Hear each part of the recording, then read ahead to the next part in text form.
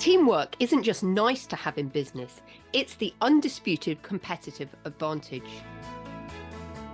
When your team members work as a unified force, your whole operation benefits through higher productivity, thriving creativity, and unstoppable momentum.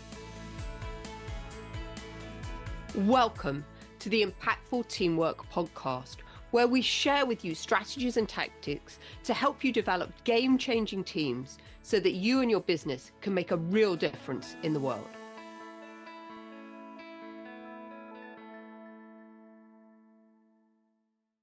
Welcome back to Impactful Teamwork. We are so excited to have you here today. My name is Julia Felton, and I am going to be your host and guide again for this episode. Sorry, I'm sounding a little bit hoarse today. Excuse the pun as well. I've got a little bit of a cold, but I wanted to reach out and connect with you again this week on another episode of the podcast, because this is an episode that I'm really passionate about and a topic that I think has such a profound impact on all of us, and yet it's something that many of us are just not aware about. Because what I want to talk about today is what I call the impact ripple.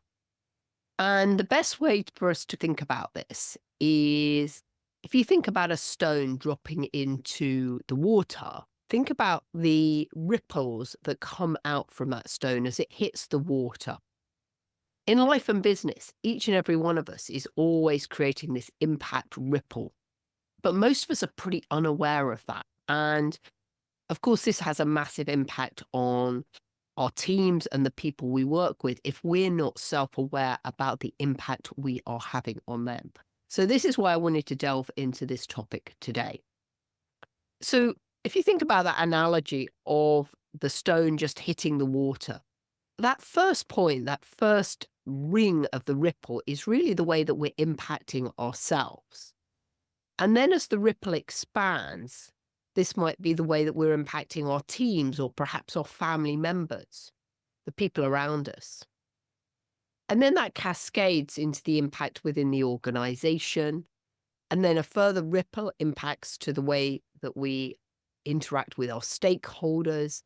And then that can cascade up to the ripple effect on the whole community and the society in which we live. So it's really important that we understand, are we creating a positive or a negative ripple effect? Because in my experience, most people very unconsciously are creating a negative ripple effect. We just don't appreciate how much our energy and how much we're showing up impacts other people. And I wrote a blog a while ago called What's Your Leadership Wake? And I think this is another great way to think about it. You've got the ripple, and I love the analogy of the ripple where our impact goes out in these concentric circles out around us. So you could also think about this a little bit like a boat, because the term wake in boating refers to the trail of a disturbed water that is left as a boat moves in the water. And it can be seen from some distance away. And the size of the wake is typically determined by the speed and the size of the boat.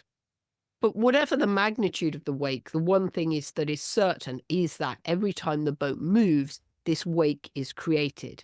The boat simply cannot move without disturbing the water around it. It's a physical impossibility.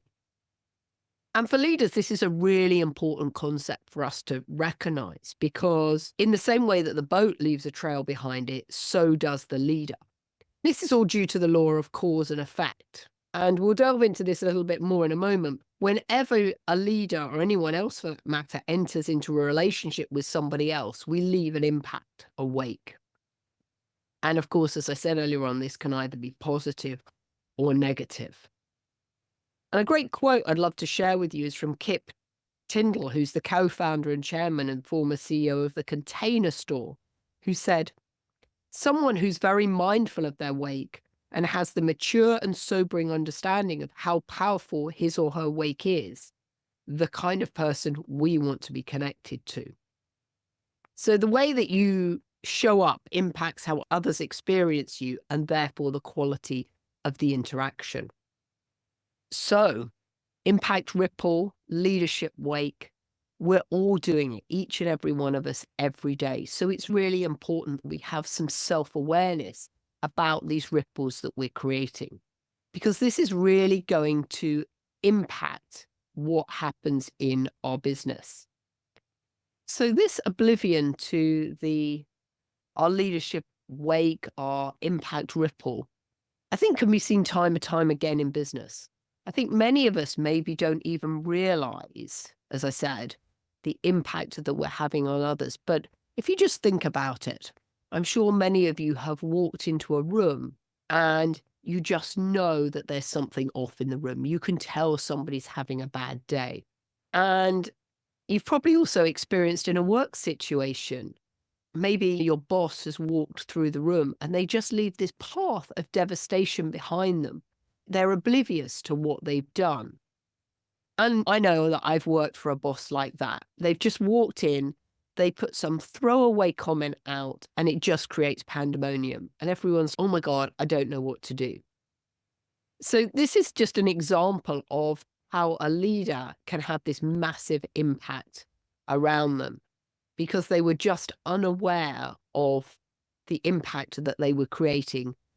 So I think it's really beholden on us to really understand as leaders how much influence we have on people around us, on our team members, the other people we work with, our other stakeholders, so that we can positively impact them rather than negatively impact them. And I want to remind you of that Gallup statistic that I shared in a previous episode, which is that 70% of people leave bad managers. And in my view, a bad manager is one that's typically not really self-aware of the impact they're having. They don't realize all the things they're doing and saying and the ripple effect that has on everyone else around us. So I wanted to share with you a concept today called the awareness wheel, because I think that this is really important for us to understand and help us have a framework for looking at how we influence everyone that is in our sphere. So we'll put a picture of the awareness wheel in the show notes, but really it's a kind of 5-step phase, because the first phase is sensing. So when we walk into a room, we really need to be really present and really clear on what do we notice, what are we sensing, what are we paying attention to that's happening within the environment, and how is that impacting us? So the first phase of this awareness wheel is sensing. The second phase is all about feeling. Can you identify and name your reaction to that feeling? You know, what's your gut instinct telling you? And we've talked about gut instinct before. Are more brain cells in your gut than in your brain. So the reaction that we get from our body gives us a really good indication for what's going on. And then the third phase is about feeling. What is your reaction? What thoughts are you forming about what's here? And then you go into the fourth phase, which is wanting. Now you can focus on what you want from yourself and others in the situation, because you're now aware of how the situation is impacting you. So you can now start becoming consciously aware of what that impact is that you want to have on other people. And then the fifth stage is all about actions. What actions do you need to take in order to get the result that you want? So that first phase of sensing is what we've talked about a lot before. You might remember sensing is all about paying attention to the environment, and that's part of the ABCDE leadership model that we've talked about, inspired by the diamond model of how horses lead each other. We need to have that sense of attention and be really aware as to what's happening in the environment so that we can make the best decisions. And the horses are really masters at helping us really understand what our impact ripple is. Because when people come to work with the horses, they need to be really present for what's going on around them. And typically people often have a little bit of anxiety when they first come and partner with my horses to learn leadership skills, because it's something they're not used to, right?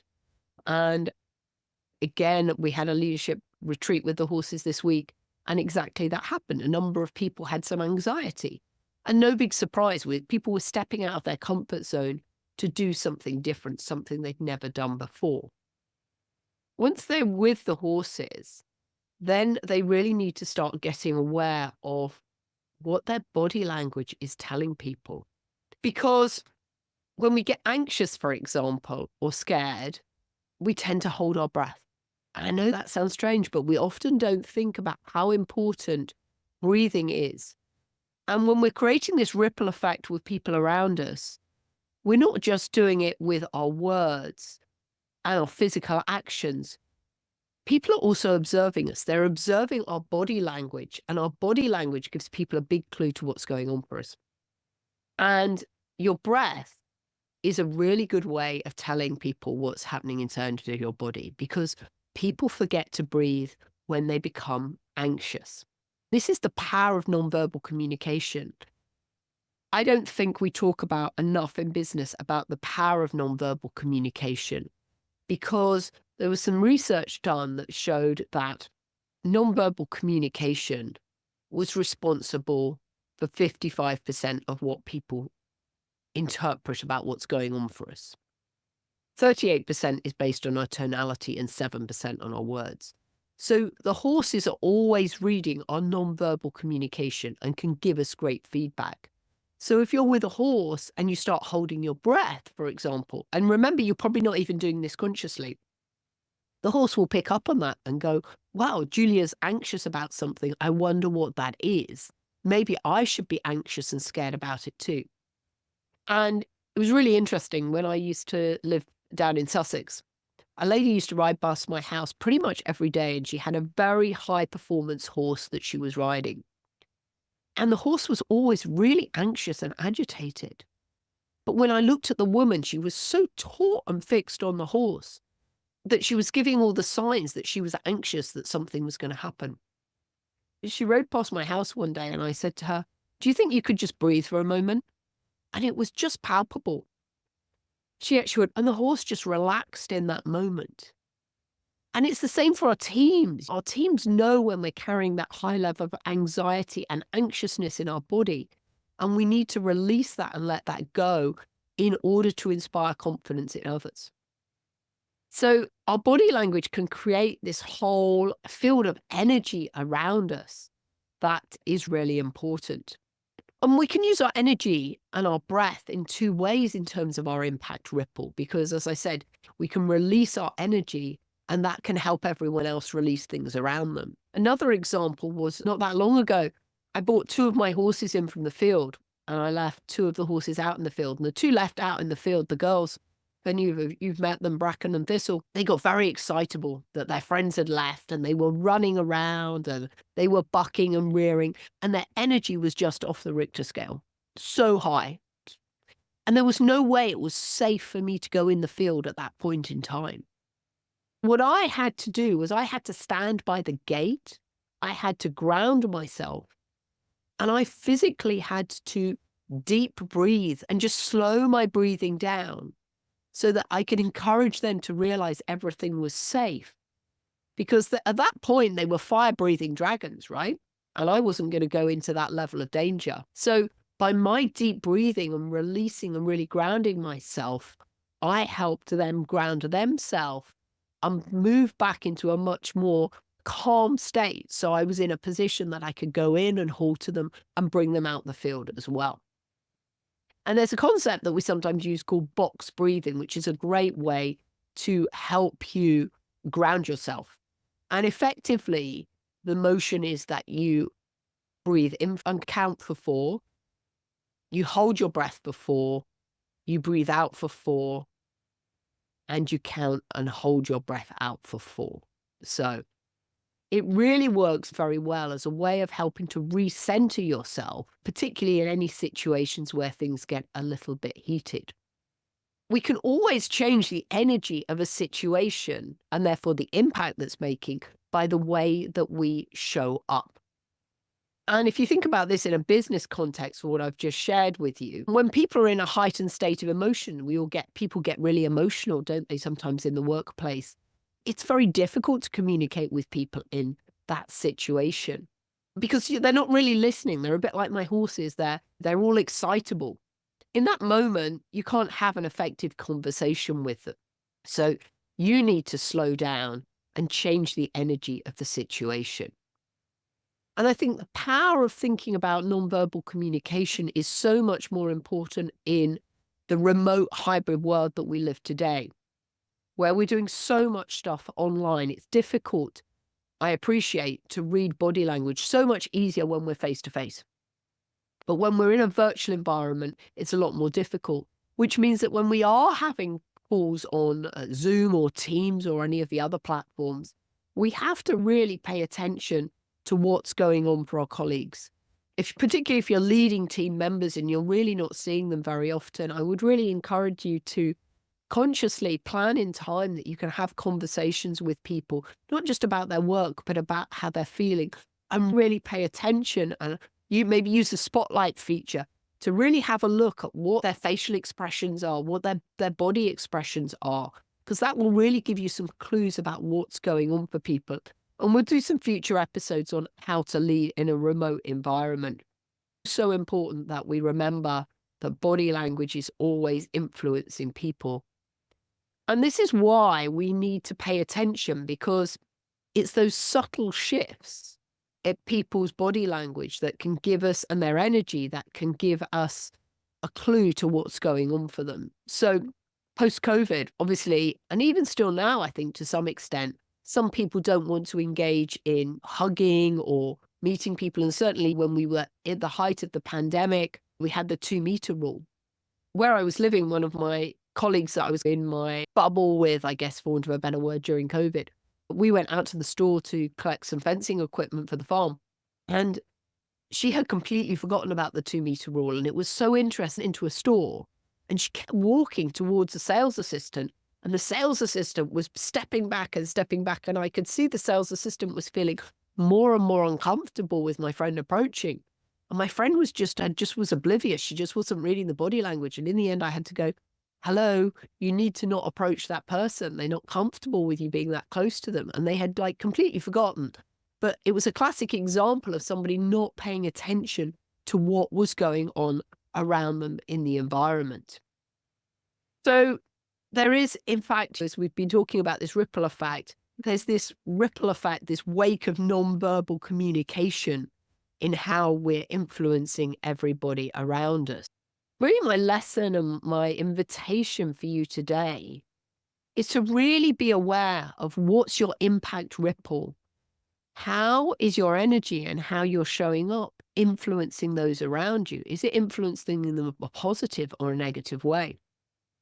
I believe as leaders, we have a responsibility to create an environment in which our team members work, where we create a really positive experience for them. Because if they then go home and they've had a positive experience at work, they'll hopefully go home, they'll have a positive interaction with their spouse or their partner, and then that can move into a positive ripple effect with their children. And then we create a positive ripple effect out into the environment and the community. And contrast that with you go home from work, for example, you've had a bad day in the office, you slam your stuff down on the table, you maybe shout or raise your voice at your spouse or partner, who then do that at your children. And now we're creating this negative ripple effect out into the community. My invitation to you today is to really think about, what is your impact ripple? How, as a leader, can you start becoming more consciously aware of that impact ripple that you're making, so you don't become like that speedboat going through the office, leaving a trail of destruction behind you where your team members just don't know what's going on? Because that's so debilitating for the success of any team. So as always, I'd love to hear your thoughts on the impact ripple. This is a whole topic that I'm so passionate about, because it's something that just isn't spoken enough about. And it can have a profound effect on the success of any business, in my opinion. So until next time, I hope you have an amazing week. Really start being conscious of the impact ripple you're creating. And I'd love to hear how you get on with this. Okay, take care. Bye-bye. Thanks for listening to the Impactful Teamwork Podcast. Please stay tuned for future episodes and do subscribe wherever you get your podcasts. If you've enjoyed this episode, please leave a rating on your favourite platform. Recommendations are essential for attracting new listeners. Please follow us on social media at Julia Felton and at Business Horsepower. And if there are any topics you'd like us to cover on future episodes, please do let me know. Remember, you and your team are always making an impact. What impact will you make today?